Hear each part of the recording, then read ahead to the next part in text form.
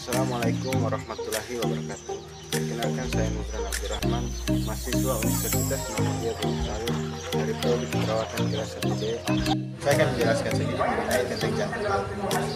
Jantung adalah salah satu organ yang paling vital di dalam tubuh. Jantung ini berperan utama untuk memompa darah ke seluruh tubuh. Jantung terletak di antara paru-paru sedikit ke kiri pada tulang dada. Jantung memiliki berat 200 sampai 425 gram dan ukuran yang lebih besar sedikit dari kepalan tangan manusia. Jantung terdiri dari beberapa bagian, yaitu yang pertama serambi yang terletak di bagian kanan adalah disebut serambi kanan. Kedua, serambi yang terletak di bagian kiri atas disebut serambi kiri. Ketiga, bilik yang terletak di bagian kanan bawah disebut bilik kanan. Keempat, bilik yang terletak di bagian kiri bawah disebut bilik kiri.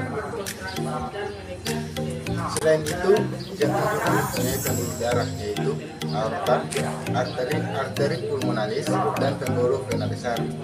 Fungsi bagian jantung adalah serambi kiri berfungsi menerima darah bersih atau darah yang mengandung oksigen yang berasal dari paru-paru dan meneruskannya ke bilik kiri. Bilik kiri berfungsi untuk menerima darah yang berasal dari serambi kiri dan meneruskannya ke seluruh tubuh melalui aorta. Serambi kanan berfungsi menerima darah kotor atau darah yang mengandung karbon dioksida yang berasal dari seluruh tubuh dan meneruskannya ke bilik kanan. Bilik kanan berfungsi menerima darah kotor yang berasal dari serambi kanan, kemudian meneruskannya ke paru-paru. Aorta berfungsi membawa darah yang mengandung zat oksigen dari bagian bilik kiri sampai ke seluruh tubuh manusia.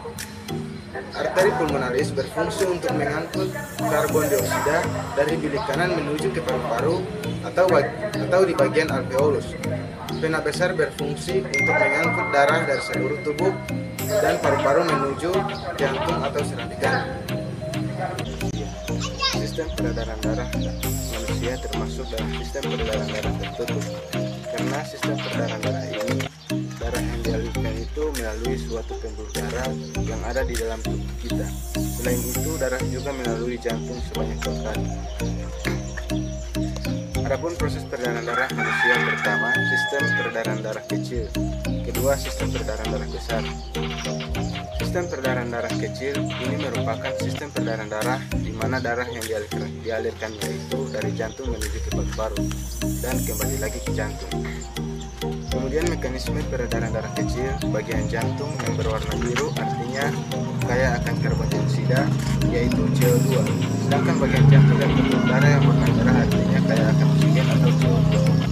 Kemudian pada bilik kanan bagian jantung yang kaya CO2, kemudian darah akan dipompa melalui kontraksi di jantung menuju ke bagian kedua atau kemudian dialirkan menuju ke paru-paru, baik paru-paru kanan maupun paru-paru kiri, kemudian terjadi respirasi. Jadi ketika menghirup oksigen maka O2 akan masuk ke dalam pembuluh darah.